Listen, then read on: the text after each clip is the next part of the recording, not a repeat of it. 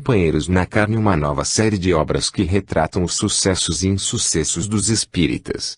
Não só dos espíritas, mas dos amantes da mensagem cristã. Que seja modesta. O que importa é o casuísmo.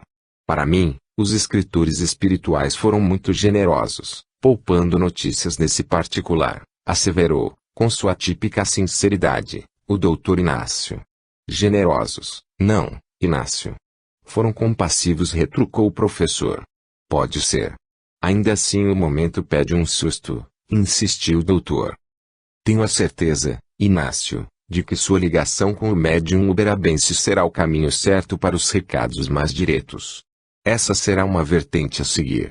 Por outra análise, Eurípides tem demonstrado enorme esforço na formação de trincheiras do amor cristão e humanitário. Fale-nos um pouco mais de sua experiência no assunto, professor, solicitou Dona Modesta.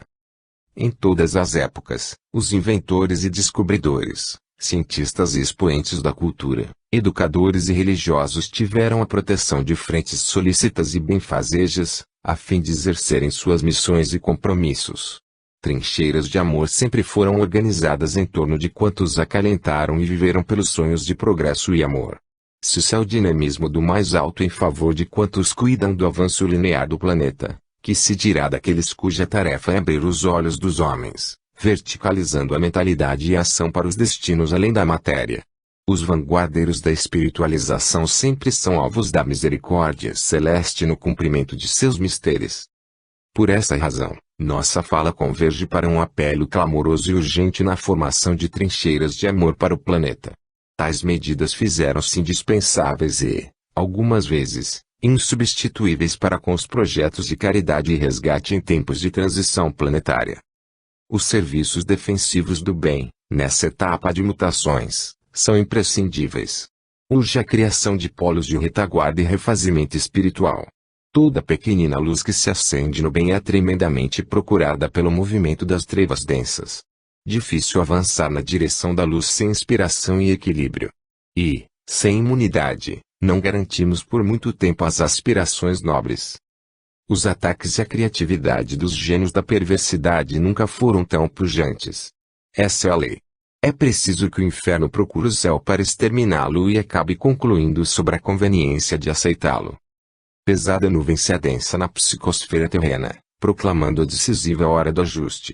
As espessas crostas do mal são cuspidas dos abismos e sobem a superfície em regime de higienização psíquica do planeta. Uma marcha, jamais vista em todos os tempos, movimenta as regiões abissais da erraticidade. Tempo de transição. Uma semicivilização se esconde nas entranhas da subcrosta. Por lá, enxameia a vida em estágios de precariedade e sordidez. São nossos irmãos. Nossa família. Nossas notícias não devem, porém, ser analisadas sob um prisma apocalíptico de decadência e ruína. Muito ao contrário. Se a humanidade atrai a sua parcela enfermiça para cima, é porque adquiriu os recursos profiláticos para se curar. Essa é a ordem. Esse é o ciclo pelo qual passamos nessa casa de esperança, chamada Terra. Nos compromissos da espiritualização, despedem-se do mundo físico os desbravadores da era do espírito para que assumam os operários audaciosos da regeneração. Somente com muita coragem e desprendimento de convenções e padrões rígidos, seremos capazes de estabelecer ambientes para sentinelas vigilantes do amor nesse turbilhão de lutas e conflitos. O espírita, nesse cenário, é convocado a severo chamado. Muito será pedido a quem muito recebeu.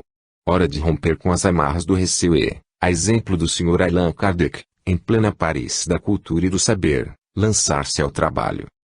De certo, todo espírita consciente, por fazer parte da sociedade encarnada, deverá agir como um cidadão cuja tarefa é realizar seu papel responsável na erradicação dos males coletivos em todas as esferas.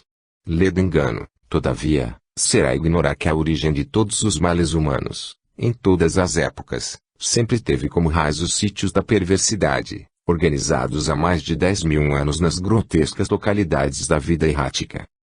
Ninguém, em são juízo, vai querer resolver os problemas do mundo dentro de uma reunião mediúnica de amparo, descuidando da tarefa de responsabilidade social. Mas nosso apelo dessa hora é para a formação de grupos conscientes, dispostos a cooperarem em uma das mais árduas medidas de saneamento e solução, ante os destinos novos da humanidade. Há vida nesses antros fétidos e nauseantes. Cabe-nos enxertar-los de esperança para recobrarem a lucidez. Há vida nesses pântanos de amargura, compete-nos nutri-los de carinho para sentirem que podem recomeçar. Nesses pântanos de dor, existem lírios exuberantes capazes de refletir a luz do sol. É nossa família que ficou no tempo, mendigando nosso amor. Apresentam-se iludidos pelo orgulho e, fazendo-se de fortes e vingativos, entretanto, amam e amam muito. Nosso desafio é amá-los ainda mais para descobrirem o quanto vale a pena viver plenamente e retomar nossos caminhos para Deus. Busquemos os nossos lírios.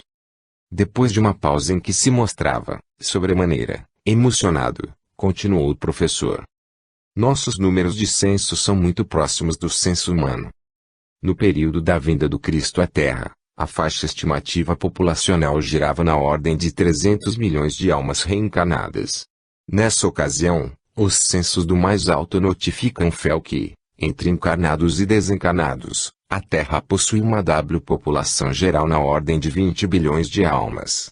Nunca aconteceram tantas reencarnações na humanidade até essa época.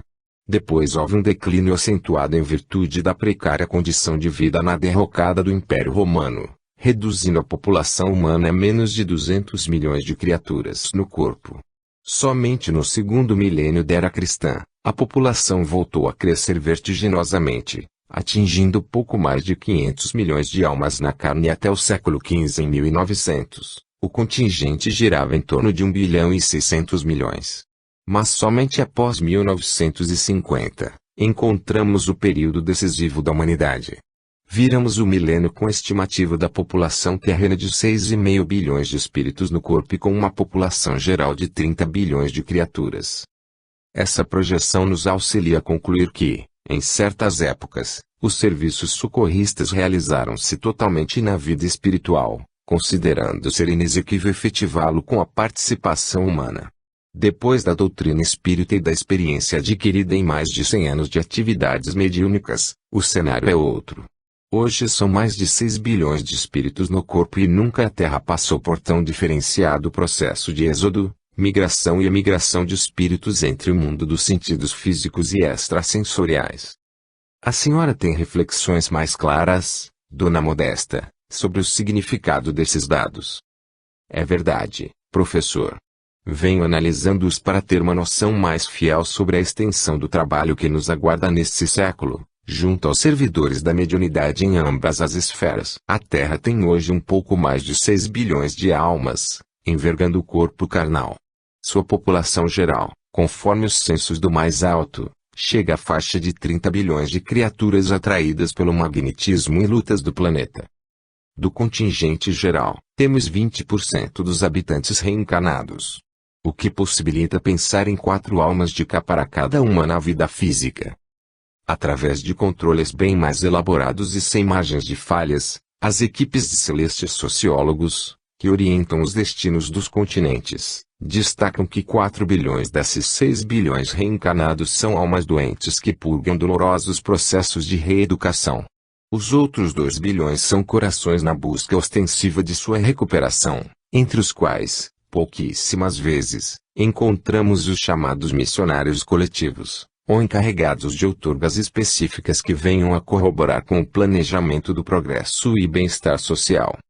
Algo muito similar sucede-se com os outros 24 bilhões da população terrena na erraticidade. Temos 12 bilhões de desencarnados em patamares de luta e sofrimento, 6 bilhões de almas medianas que já cooperam eficazmente na tarefa regenerativa de outros, e mais 6 bilhões de condutores elevados, entre os quais se encontram os avatares que velam pelo grande plano do Cristo para o orbe, missionários, guias espirituais, avalizadores, espíritos superiores, auxiliares galácticos. A maioria deles liberados da reencarnação ou ainda inúmeros homens e mulheres comuns, que venceram as provas expiatórias no suceder das reencarnações. Algumas inferências tornam-se necessárias para que possamos apresentar propostas de serviço e cooperação inadiáveis aos amigos no corpo. Somando-se à aglomeração de seres em franca condição de dor e doença, temos um total de 16 bilhões, Em ambos os planos de vida, distribuídos em 4 bilhões no corpo e mais 12 bilhões nas regiões de pavor e desequilíbrio de nosso plano. Uma média de 3 almas em crise para cada uma em tormenta na vida física, totalizando um pouco mais de 50% da população geral do orbe. Desses 16 bilhões encontramos 4 bilhões de almas, apesar de enfermas, em franca busca do bem. Outros 4 bilhões são criaturas perversas que deliberadamente agem no mal. Os 8 bilhões restantes se encontram em postura de indiferença ou indecisão, com fortes apelos para a apatia e o desânimo. Essa faixa de 12 bilhões de enfermos trazem como uma falta de idealismo superior e o apego às questões materiais, 2 traços que se distribuem de conformidade com a individualidade, seus pendores, seus valores e sua cultura. E daqueles 4 bilhões de irmãos nossos que gerenciam o mal através da perversidade, temos hoje nada menos que 1 bilhão deles em plena sociedade terrena, destilando o fel da cultura nociva e da atitude insana, enquanto outros 3 bilhões ainda guardam os postos mais elevados nas ordenações infernais juntos às esferas extrafísicas. Imaginem uma casa terrena com 5 membros na família e considerem que, no mínimo, mais 20 entidades ali transitam quase que diuturnamente. O critério que define essas aproximações são variados e multifacetados, criando as mais infinitas formas de interação e convivência. Tomando por base a colocação de O Livro dos Médiuns, item 232, temos. Consideremos agora o estado moral do nosso planeta e compreenderemos de que gênero devem ser os que predominam entre os espíritos errantes.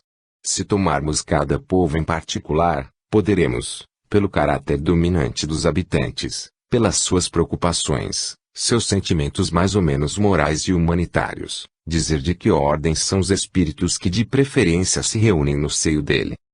O Brasil insere-se como grande polo magnético que renova e alivia as dores humanas pela força natural que irradia de seu povo e de seu solo. Fé espontânea e natureza rica são fontes inesgotáveis de atração para quantos se encontram sem norte na vida espiritual. Razão pela qual esse torrão tem funcionado como um centro de gravidade para todas as questões que dizem respeito à história e aos caminhos da Terra. Nessa etapa chamada transição, torna-se imprescindível alargar os horizontes dos depositários da revelação espírita, a fim de não reduzirem, em míseros informes literários, a complexidade das operações de que se revestem esses períodos decisivos para o futuro. Transição é o período que separa 2 ciclos. Passamos, neste instante, pela transição entre o ciclo provacional expiatório para o ciclo regenerativo. Além de fatores sociopolíticos e econômicos, o traço indelével dessa metamorfose é, antes de tudo, espiritual. Os caracteres do homem civilizado são claros conforme a questão 793, de O Livro dos Espíritos. Todavia, não tereis verdadeiramente o direito de dizer-vos civilizados, senão quando de vossa sociedade houverdes banido os vícios que a desonram e quando viverdes como irmãos, praticando a caridade cristã. Até então, sereis apenas povos esclarecidos, que hão percorrido a primeira fase da civilização. Homens civilizados, na acepção integral da palavra, são aqueles que integram moral e inteligência a serviço do bem de todos. A moralização do planeta é condição essencial para que se instale a era da regeneração. Esses dados deveriam ser os primeiros a serem revelados ao plano físico, intercedeu o Dr. Inácio.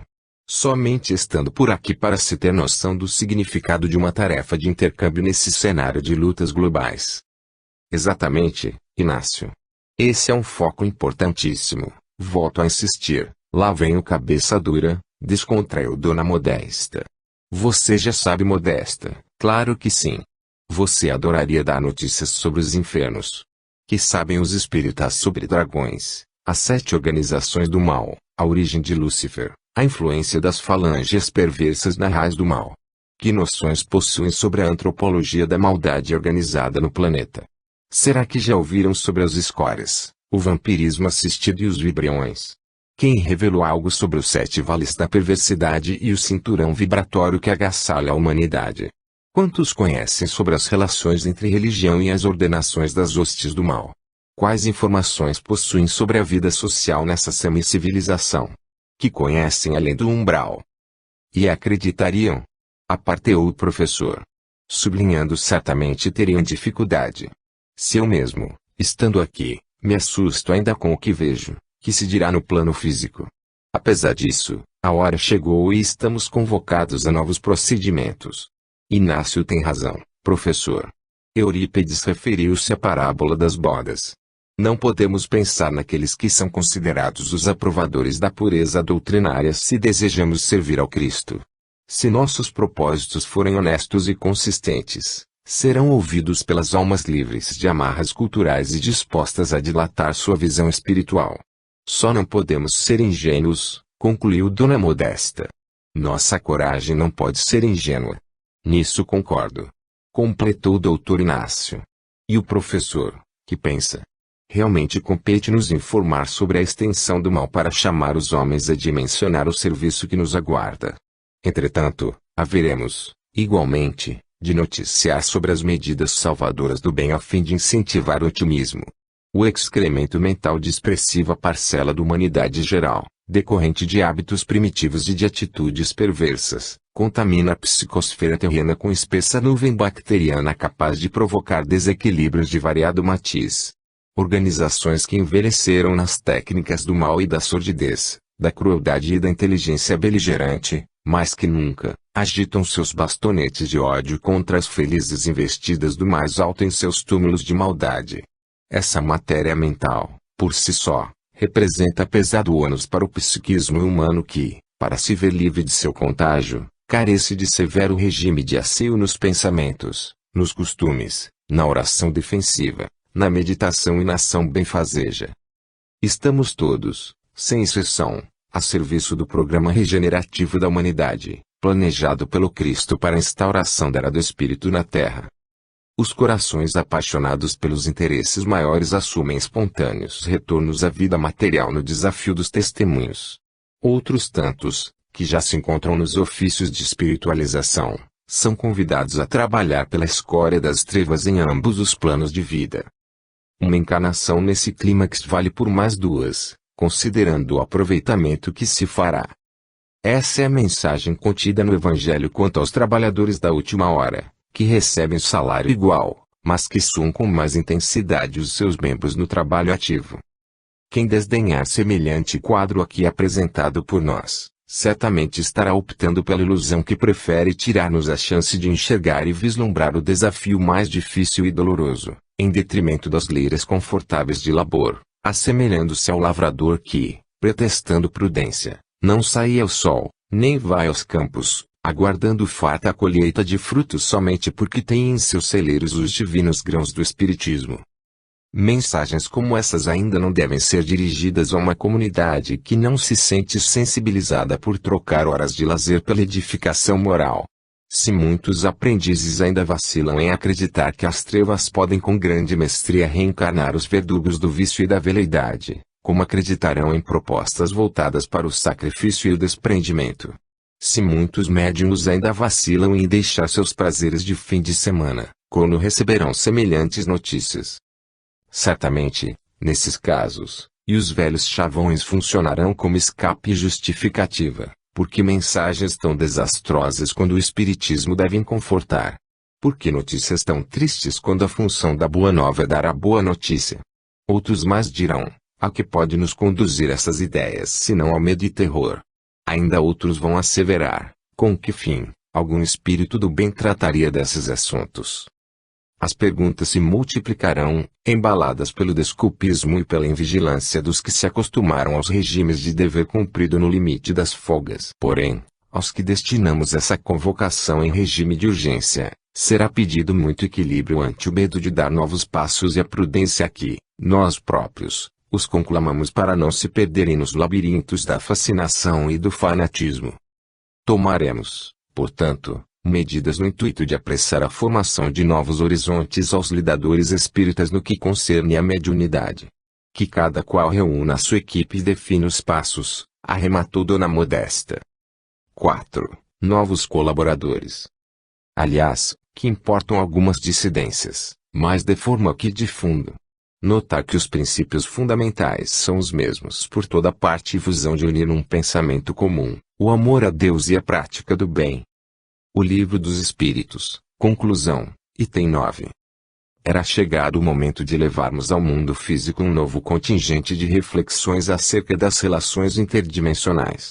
Todas as atividades do nosocômio, especialmente as alas destinadas a médiuns e dirigentes, passariam por avaliações profundas no intuito de melhor atenderem aos desígnios dos planos maiores. Entre nós, os desencarnados, havia muito a ser feito. No dia posterior à palestra, reunimos com o professor Cícero Pereira. Discutimos algumas medidas para as tarefas de rotina junto ao pavilhão dos dirigentes espíritas. Seria de bom alvitre ampliar o raio das discussões, oferecendo maior liberdade aos recém-ingressos no hospital. Suas impressões, ainda carregadas pelo teor das ideias geradas no plano físico, constituem farto material educativo. Nas atividades matinais, cujo objetivo é realizar o processo gradativo de adaptação e desilusão post-mortem, reunimos pequeno grupo de líderes espíritas recentemente desencarnados e passamos ao labor. O professor Cícero fez breve resumo da predica Atitudes de Amor, de Bezerra de Menezes, passando em seguida a debater a seguinte questão: que dizer aos amigos na Leira Espírita Canal sobre imortalidade nesse momento de transição? Uma servidora consciente destacou: Professor, de minha parte, creio ser urgente deixar claro aos companheiros reencarnados o significado do período de maioridade no qual adentra o Espiritismo, conforme a fala morável de Bezerra de Menezes. Como sabemos, muitos idealistas ainda estão subjugados por noções ilusórias acerca da expansão das ideias espíritas. Muitos chegam mesmo à infantilidade de acreditar que toda a humanidade se tornará espírita. Não concebem urgência do centro espírita a se deslocar para os meios sociais em regime de participação e responsabilidade social. Ao invés disso, aguardam a sociedade bater às portas dos núcleos de amor. Concordo, asseverou um colaborador. A palestra de Bezerra, sem dúvida, é um marco na história do movimento espírita de ambos os planos. Será oportuno aos homens da carne saberem que o Espírito Verdade continua com um programa bem definido para o futuro do ideário. De minha parte, atalhou outro integrante do grupo, além dos dados preciosos sobre a fala do benfeitor, creio que devemos mostrar aos amigos de doutrina os efeitos da negligência e descaso com os recursos concedidos pela divina providência. Raros de nós escapam dessa aferição. Permita-me discordar, atalhou um dos integrantes que fora presidente de centro espírita por 46 anos consecutivos. Para mim, a melhor advertência destina-se ao problema dos cargos. Quem sabe um estudo sobre o poder e o apego. As falas multiplicavam conforme as visões pessoais quando o professor, inspiradamente, ofertou-nos precioso foco condutor das ideias. Amigos, inegavelmente, todas essas propostas são valiosas. Podemos utilizá-las com enfoque mais abrangente e profundo. Como? Interrogou o jovem Lisandro, trabalhador da cidade do Rio de Janeiro, recém-chegado ao hospital. Convém-nos usar as vivências pessoais sempre em função da obra do Cristo e não apenas para noticiar efeitos de nossos desatinos ou transmitir informes reveladores ao mundo terreno. Lisandro, não satisfeito, voltou a expressar-se. Explique melhor, professor. Nossos equívocos são diferentes quanto à forma, entretanto, quase sempre trazem origens morais similares. Seria oportuno adequar todas as ideias expostas a um tema geral que auxiliasse mais claramente na identificação das causas das lutas humanas. Assim, contribuímos para a formação de uma coletividade espírita mais ativa e consciente de seus deveres sociais e humanitários. Existe um velho tema que merece toda a atenção dos trabalhadores do Cristo. A mensagem do Evangelho, em todos os tempos, vem sofrendo o golpe dos inimigos do Cristo através do ofuscamento da verdade. O objetivo dele sempre foi reter a terra na ignorância sobre as luzes espirituais como sendo a mais eficaz estratégia de domínio. E qual tema é esse? Insistiu Lisandro. As nuances da imortalidade. E hora de rasgar o véu, desmascarar o plano espiritual. Mostrá-lo como ele é. Ajudar nossos companheiros no corpo a entenderem a vida dos espíritos sem o dogmatismo com o qual ainda teimam em pintá-la com as cores dos velhos condicionamentos religiosos. E comum ouvirmos os espíritas dizerem que o plano terreno é uma cópia daqui. Apesar disso, com raras exceções, ainda enxergam o mundo espiritual através das lentes das tradições religiosas. Urge eliminar os mitos sobre a erraticidade, demitificar e desmistificar a realidade das esferas evolutivas adjacentes à vida material. Os adversários da causa sabem que não podem mais esconder a imortalidade da alma, porém, trabalham muito para tentar turvá-la e subjugá-la a malfadados regimes de ameaças e penitências do céu e do inferno, agora conhecidos, por lá, como umbral e nosso lar desde o surgimento da literatura mediúnica subsidiária. O professor mal terminou sua fala e foi interrompido por um doutrinador de grande cidade do estado de Goiás. Visivelmente incomodado, embora sincero, assim pronunciou Marcondes. Estará o meu irmão fazendo uma crítica velada às obras de André Luiz que explicam em detalhes o plano espiritual? Não se trata de crítica, Marcondes. Você está chegando agora em nosso plano e, tanto como nós, verá que muito temos a aprender e a repensar sobre as noções trazidas da vida física acerca do plano espiritual. Comumente, carregamos para o caos conceitos e pontos de vista individuais, talhados pela cultura da comunidade doutrinária. Tudo muito natural. No entanto, o meu amigo terá tempo bastante para descobrir que, o fato material sobre vida mortal destinado aos homens, por André Luiz, representa minúsculo grão de areia na praia infinita das verdades espirituais. Essa colocação é um reducionismo ao nobre guia. Que autoridade tem o Senhor para essa afirmativa sobre ensinos tão completos? Desabafou o dirigente. Reducionismo sobre qual sentido? O Senhor, dessa forma, diminui o significado da excelsa obra mediúnica de Chico Xavier.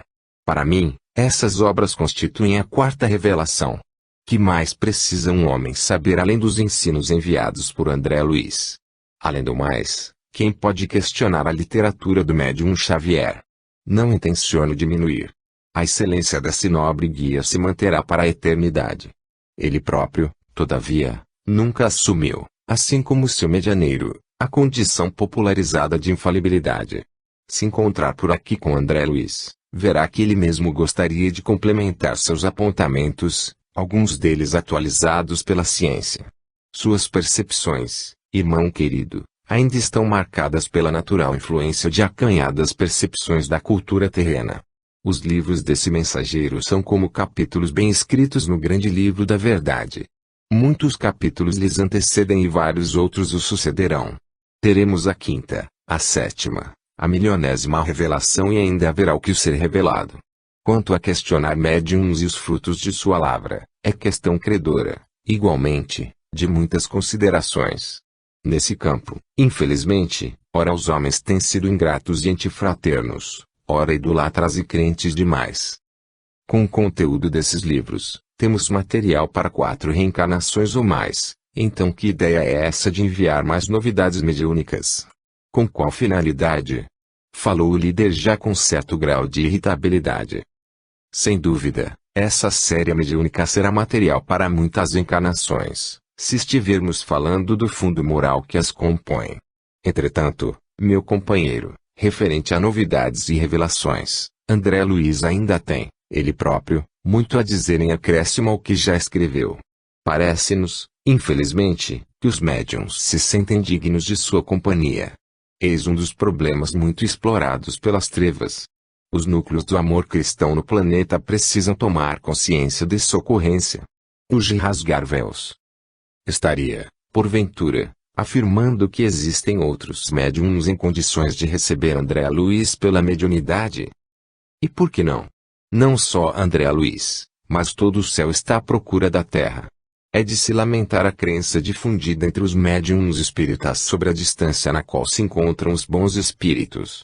Mais sofrível ainda é o conceito que possuem sobre mentores espirituais e espíritos superiores, como se fossem almas eleitas infalíveis, vestidas de túnicas brilhantes, com linguagem empolada, as quais só seriam vistas, sentidas ou entendidas quando os médiuns vencessem todos os seus vícios e se tornassem criaturas impolutas. Os opositores desencarnados não conseguiram impedir a difusão das ideias doutrinárias, todavia, causaram-lhe extrema deturpação, atrasando, sobremaneira, o alcance da maioridade do espiritismo e a maturidade dos espíritas. É de todos os tempos essa cultura de inferioridade. Muito agrada aos líderes da perversidade a ideia de que o Cristo e seus enviados estejam muito distantes das nossas necessidades, inalcançáveis por criaturas como nós. Com essa cultura da indignidade, atingiram alvos fundamentais.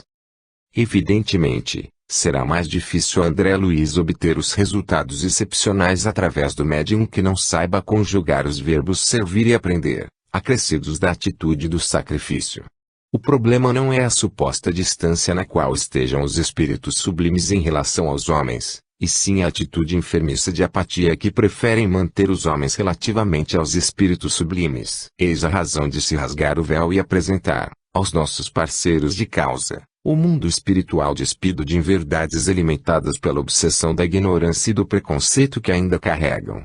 Urge levar-lhes a mensagem de que as esferas de vida imediatas à morte não são tão diversas quanto se imagina, na qual os efeitos de nossas ações se prolongam natural e claramente em regime de continuidade. Bilhões de almas de nosso plano vivem como se na Terra estivessem. Ainda há muito a ser dito sobre essa interação interdimensional. E difícil acreditar que seja dessa maneira. Prefiro não ouvir mais nada. Não foi nada disso que aprendi nos livros idôneos da doutrina. Gostaria de me retirar da reunião, irmã-se. Posso? O meu irmão é livre para retornar ao seu quarto. Seria melhor ficar e acompanhar o desfecho de nosso encontro. Depois falaremos em particular. Faz parte de seu novo aprendizado. Não sei se devo continuar a escutar essas inovações, pois tenho minhas próprias visões. Minha formação doutrinária não condiz com essa linha excessivamente inovadora. Depois de servir ao Espiritismo por tantos anos, já começo a me decepcionar com o ato da morte. Desde quando cheguei aqui, nada é como esperava, externou o dirigente com um mal súbito. Amiga, não sei se quero aprender, ouvindo que não me agrada. Creio não merecer isso depois de tanta luta no corpo. Sim, compreendo seu desgosto. Para corações como Marcondes, é muito constrangedor despir-se de preconceitos enraizados no mundo físico, simplesmente em razão de não se adequar ao dinamismo da troca e da abertura mental para reciclar as concepções e posturas. Ele foi um bom homem, no entanto, descuidou da edificação do reino espiritual em seu sentimento, restringindo-se a volume de informações cerebrais, o que lhe dificulta a adaptação após o desencarne. Elegeu o conhecimento como sinônimo de autoridade e, em verdade, mesmo dizendo ouvir a todos, preferiu sempre seus pontos de vista pessoais. A morte, no entanto, convida a ter de ouvir o que deve, por não querer ouvir o que precisava quando na vida corporal. Refeito o mal-estar, que quase se instalou entre todos, professor Cícero continuou sua explanação. Também tive meus desacertos e compreendo sua indisposição, amigo querido. Faça um esforço para superar, pois quanto mais rápido se lançar a esse trabalho, menos doloroso se tornará o processo da desilusão. E digo mais, bom que sua desilusão comece aqui entre amigos, porque, no meu caso, aqui no hospital, cada contato, cada encontro fraterno, cada ocasião se tornará um convite de elevação ao qual a alma não tem como resistir. Agora que nos libertamos da carne, falta libertar-nos de nós mesmos. O meu relato não é uma inovação. São fatos e vivências. O amigo terá a chance de presenciar com os próprios olhos. Necessário deixar claro que, quando falo em rasgar o véu, falo de meus próprios fracassos, os quais poderiam ter sido evitados, caso tivesse noções mais claras sobre as célebres questões: de onde viemos? Para onde vamos? O que fazemos no corpo? Procurando aprender um pouco mais, assim apresentou-se Anita, experiente trabalhadora da oratória. Estou aqui há menos de 2 semanas.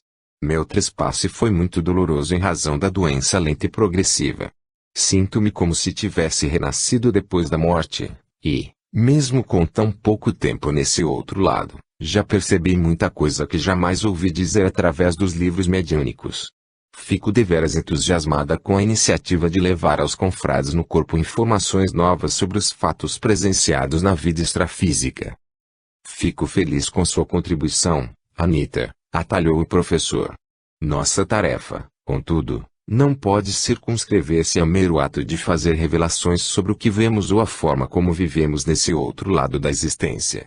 Os espíritas, nesse sentido, já estão, demasiadamente, enriquecidos de notícias. A revelação deve ser poderosa ferramenta que os auxilia a mensurar os resultados de nossas escolhas e condutas para além das percepções sensoriais. Sabe-se muito sobre o que ocorre por fora em matéria de morte. Agora é necessário tecer maiores considerações sobre seus efeitos em nossa intimidade.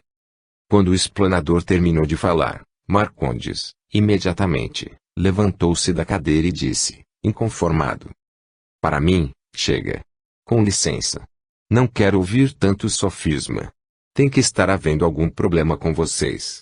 Isso não é espiritismo, é achismo, pontos de vista transgressores da pureza doutrinária, e saiu furioso da sala.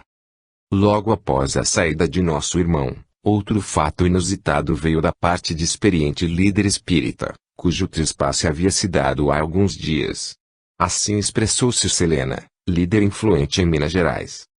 Perdoem-me, tenho que falar, senão vou explodir. Estou muito decepcionada com tudo o que presenciei aqui. Acreditei que a morte me livraria desse mau humor de alguns espíritas de topete. Minha mente está muito confusa e não gostaria de escutar mais nada. Chego a pensar se não foi uma grande ilusão ser espírita. Com licença, tenho que repousar. Outros encontros que fizemos com várias pequenas equipes de recém-desencarnados trouxeram fato material para pensar. Presenciamos muitos comportamentos agressivos e arrogantes, e, poucas vezes, algumas expressões de alegria e cooperação com a tarefa em curso. Entretanto, nada constituiu obstáculo ou aflição para nós. Era uma rotina nos inúmeros serviços de adaptação e aprimoramento. Em verdade, tais ocasiões revestiam-se de valores para todos e, para alguns, era o início de um despertamento longo e doloroso. Ouvir a palavra daqueles que chegavam ao nosso plano, ainda tomados pelas ilusões mundanas, revestia-se do valoroso aprendizado de contextualizar nossa linguagem de espíritos à linguagem dos homens, dando colorido mais próximo da realidade terrena quando nos serviços da escrita mediúnica. Ante as reações de Marcondes e Selena, a fala fraterna de Eurípedes e Zarada na noite anterior ecoava em nossas reminiscências. Quanto a ser feito pela criação de polos genuinamente cristãos de serviço e amor. Quanto a realizar para definirmos nossas relações de concórdia em torno do amor a Deus e a prática do bem. Nossos irmãos seriam convidados a encontros particulares para o dia posterior. 5. Primeiras entrevistas. O orgulho vos induz a julgar-vos mais do que sois, a não suportardes uma comparação que vos possa rebaixar, a vos considerardes, ao contrário, tão acima dos vossos irmãos, quer em espírito, quer em posição social, quer mesmo em vantagens pessoais, que o menor paralelo vos irrita e aborreça um espírito protetor. Bordeus, 1863. O Evangelho segundo o Espiritismo, capítulo 9. Item 9. Logo pela manhã, no dia seguinte, solicitamos a presença de Marcondes em nossa sala. Ao chegar, o dirigente cumprimentou-nos. Bom dia, como está, Marcondes? Externou o professor com amabilidade. Estou confuso e insatisfeito, por qual razão? Indagou o professor. Tem algo a ver com a reunião de ontem. Não só por isso. Tenho sido tratado como se algo grave houvesse ocorrido comigo. Medicações, repousos, pouca atividade. De fato, passo por uma zonzeira inexplicável. Os incômodos da doença pela qual desencarnei não cessaram integralmente, mas exigirão tantos cuidados médicos. É temporário. Trata-se de adaptação gradativa. Já são 3 semanas e nada. Tem-lhe faltado carinho e atenção por parte de nossos colaboradores? Não. Então, do que se queixar? Não queria ser tão paparicado assim, queria mesmo é trabalhar. Quando poderei usar minha experiência doutrinária? Qual experiência, Marcondes? O senhor tem informações sobre minha bagagem com doutrinação de espíritos. Sei que foi muito dedicado. Pois saiba que tenho 45 anos de vivência. Espero com isso merecer dar continuidade a meus ofícios nesse plano, expressou-se com evidente prepotência. O que gostaria de fazer com sua bagagem? Indagou o professor, habituado a utilizar desse expediente devido aos efeitos psicológicos positivos sobre o recém-desencarnado.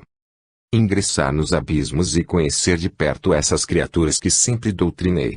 Poder continuar a libertá-las dessas regiões infelizes. Muito nobre seu anseio. Creio, porém, que, antes disso, terá longos estágios. Estágios? Gostaria de partir agora mesmo para os abismos e trabalhar. Afinal de contas, 45 anos não são 45 dias. Marcondes, costumamos usar a simbologia de uma árvore para explicar a questão dos atendimentos aos sofredores desencarnados. A copa da árvore trata-se dos espíritos tombados pela culpa, comandados pelos exploradores espirituais. Os galhos e o tronco são os hipnotizadores e dominadores de todo porte, organizadores de falanges e grupos do mal. As raízes são a origem da maldade no mundo, os corações endurecidos pela perversidade.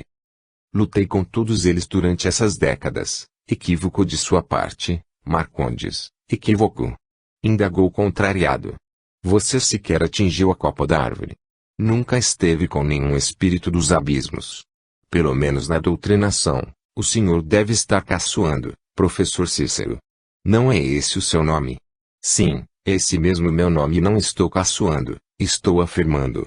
Você ainda vai conhecer alguém no hospital que realmente caçoa. Olhamos-nos, o professor e nós, por saber a quem referíamos, com base em que faz essas afirmações. Quem teria autoridade para afirmar isso sobre minha tarefa exercida com amor? Seu tutor espiritual. Meu tutor. Veja com seus próprios olhos nas anotações contidas aqui nesta ficha de suas tarefas doutrinárias. O professor passou as mãos do dirigente para que ele mesmo pudesse lê-las. Não posso acreditar nisso, exclamou depois de breve leitura. É a pura verdade. Devolva-me a ficha, por favor. Que mentor é esse que nem se dignou a se apresentar depois de vários dias por aqui? Qualquer um poderia ter feito essas anotações. Tudo muito estranho para mim. Por que não me lembro do passado? Conforme o que aprendi nos livros, ao largar o corpo, passaria por uma regressão. Quando ocorrerá? Você teve. Apenas não se lembra. Sofre de amnésia intermitente. Tenho esquecido muitas coisas realmente. Será assim por mais alguns dias. Bem, vamos encerrando nossa entrevista. Nosso tempo esgotou por hoje, mas eu ainda tenho infinitas questões a tratar. Muitas dúvidas. Por que só agora me chamam para uma entrevista? Lamento, Marcondes. Nossas entrevistas não excedem a 10 minutos. Você será encaminhado à ala específica sob os cuidados de excelente cooperador. Começará amanhã bem cedo. Suas dúvidas devem ser encaminhadas a ele. Tomaremos as providências. O dirigente não manifestou entusiasmo com nossa atitude. Saiu taciturno e sem despedir-se. Selena, que já aguardava lá fora, entrou sorridente. Olá, Irmance. Como vai, professor? Vejo que está feliz, Selena. Estou começando a gostar desse lugar. Pude sentir, nessa manhã, uma incomparável sensação de liberdade do corpo físico. Boa notícia, querida amiga. O nosso irmão Cícero vai conduzir sua primeira entrevista. Que alegria poder estar com o senhor. Em Minas Gerais, seu nome é sempre lembrado. Felicita-me a lembrança, externou sempre humilde. Quer nos falar sobre sua trajetória espírita? Com prazer. Presidiu o Centro Espírita Paulo Estevão por mais de 3 décadas com muita devoção. Para falar a verdade, não assumi essa missão por vontade própria. Ninguém queria se empenhar quanto exigia a tarefa. Que avaliação tem você de sua participação nesses 30 anos? Muito positiva. Realizamos muito. No início, foi bastante tumultuado, até percebermos que nosso problema era a mediunidade. Tomamos algumas medidas corajosas, e o resultado vocês devem conhecer. Como você acredita que ficará a instituição agora, depois de sua passagem? O senhor tocou em um ponto que me preocupa. Meu pensamento é assaltado por ideias que desconheço a origem. Sinto-me insegura em relação ao que ocorrerá por lá. Angélica, meu braço direito na tarefa, é uma mulher muito depressiva e temerosa. Certamente será minha substituta na diretoria. No entanto, apesar de tê-la orientado, não sei o que poderá ocorrer. Você gostaria de presenciar a reunião de diretoria que ocorrerá dentro de algumas semanas na qual decidirão o futuro do centro? Adoraria. Será que suporto? Ainda tenho algumas dores no peito. O senhor sabe. O coração me demitiu da matéria. Será possível, professor, essa alegria? E por que não? Sua liberdade mental permite-lhe tal ensejo sem maiores dificuldades. Quanto às dores, creio que haverá tratamento para seu caso. Se assim é, não vejo a hora. Ficamos então combinados, minha filha. Vamos avisá-la na hora adequada. Tomaremos as providências para a visitação. E o movimento espírita, Selena? Nem me fale em movimento, professor.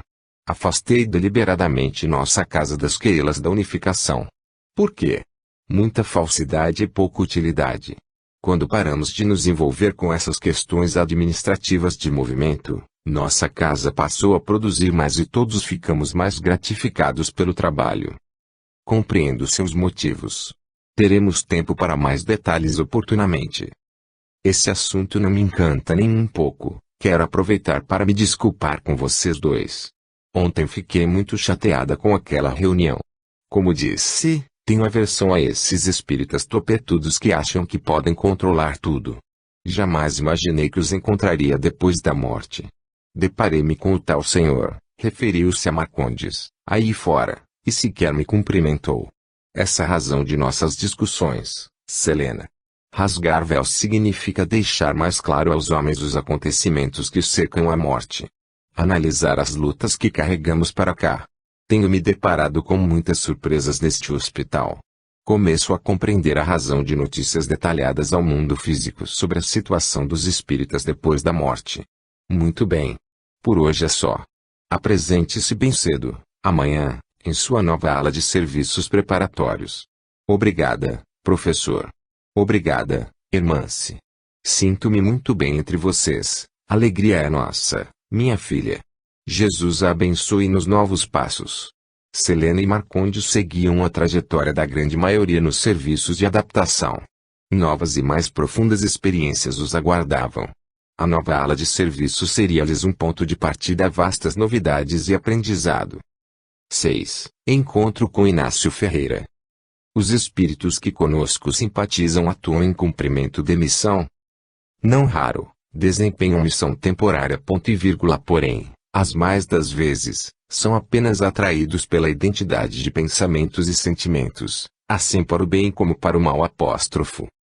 O Livro dos Espíritos, questão 513. Ambos dirigentes chegaram na hora prevista, acompanhados dos auxiliares de suas respectivas aulas. Ao se avistarem, destacou-se nítida a indisposição de Selena em relação a Marcondes. Ambos compartilhariam a tutela do mesmo orientador. Era um consultório simples e bem arejado, com largas janelas, das quais se viam exuberantes flamboyantes nos jardins bem cuidados do sanatório.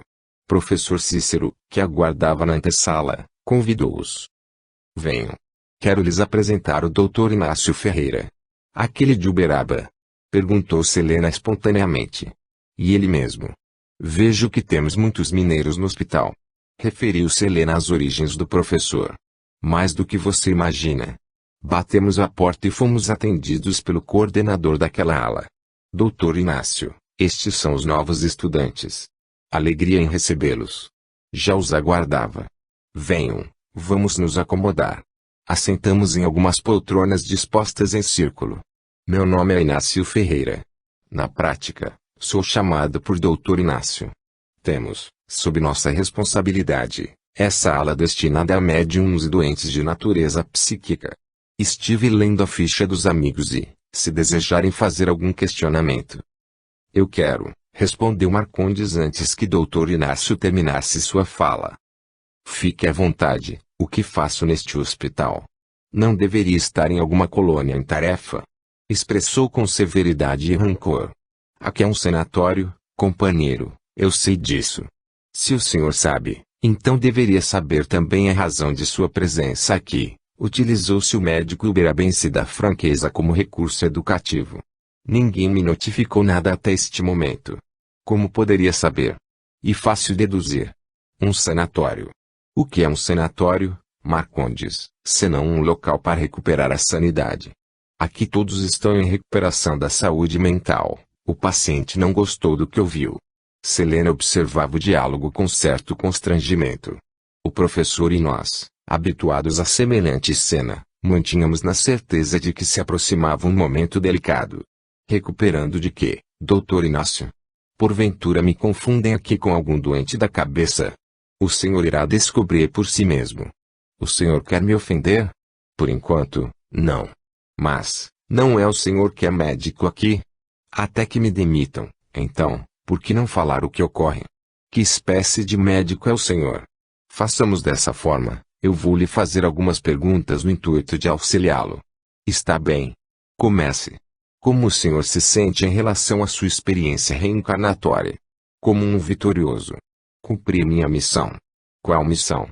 Suportei médiuns indisciplinados, espíritos renitentes e cooperadores vacilantes durante mais de 4 décadas. Em seu trajeto, ao longo desse tempo, aconteceu muita rotatividade em suas atividades. Sempre. Sabe como são as pessoas, não é mesmo? Houve muita deserção. Sei. E a que o senhor atribui esse giro contínuo de trabalhadores e tantas deserções? Pura falta de vigilância. E se eu lhe dissesse que muitos deles, em verdade, não o suportavam? Vai acreditar em mim? Absolutamente, não, não é o que consta em sua ficha. Esta ficha novamente. E olhou com desagrado para o professor que acompanhava o diálogo. Aqui constam várias anotações sobre resultados infelizes de suas atitudes arrogantes, afastando excelentes trabalhadores. Sublinhando a arrogância. Então ser convicto e determinado é ser arrogante. Era só o que me faltava. Até no plano espiritual vou ter pendengas e críticas. Quer ler as anotações de seu mentor? Quem é essa criatura que sequer apresenta-se pessoalmente para falar o que pensa sobre mim? Que mentor é esse? Será que esse mentor ignorado não anotou nada de bom sobre mim? O dirigente mostrava-se visivelmente alterado. Claro, Marcondes. Claro que sim. Existem muitos valores destacados em sua folha espiritual. Por que então esse enfoque pessimista? Mudemos um pouco o assunto. Fale-me algo sobre sua família e sua vida privada. Família? Vida privada. Lembra-se de Eulália. Mas, isso é um interrogatório policial, ou? Que é isso? Quero, que alterou-se por completo. Quando desejava continuar a extravasar, Marcondes teve uma crise de vertigem. Tão forte, a ponto de tombar no chão em súbito desmaio. Doutor Inácio e o professor ajoelharam para levantá-lo e o recostar no sofá. Pedimos agilidade por parte dos enfermeiros no posto de atendimento em sala contígua. Com rapidez, foi levado para o núcleo de urgência. As entrevistas foram interrompidas. Selena voltou ao seu aposento. Os demais, destinamos a acompanhar o caso. O episódio era esperado por nós a qualquer instante. Portanto, deliberamos algumas medidas já previamente acertadas no bloco cirúrgico. 7. Delicada cirurgia. Muito variável é o tempo que dura a perturbação que se segue à morte. Pode ser de algumas horas, quando também de muitos meses e até de muitos anos. Aqueles que, desde quando ainda viviam na Terra, se identificaram com o estado futuro que os aguardava, são os em quem menos longa ela é, porque esses compreendem imediatamente a posição em que se encontram. O Livro dos Espíritos, questão 165. A ação eficiente dos enfermeiros durante o transporte de Marcondes não o poupou de dores acerbas. Embora em estado de inconsciência passageira, ele se contorcia na massa, a caminho do centro de urgência, recordando os quadros comuns de parto iminente nos hospitais terrenos. Atravessamos vários corredores até chegarmos à sala cirúrgica. Empapado em suor e exudando um odor desagradável, foi completamente despido e acomodado na mesa de operações. Doutor Inácio convocou a presença de Dona Maria Modesto Cravo ao bloco.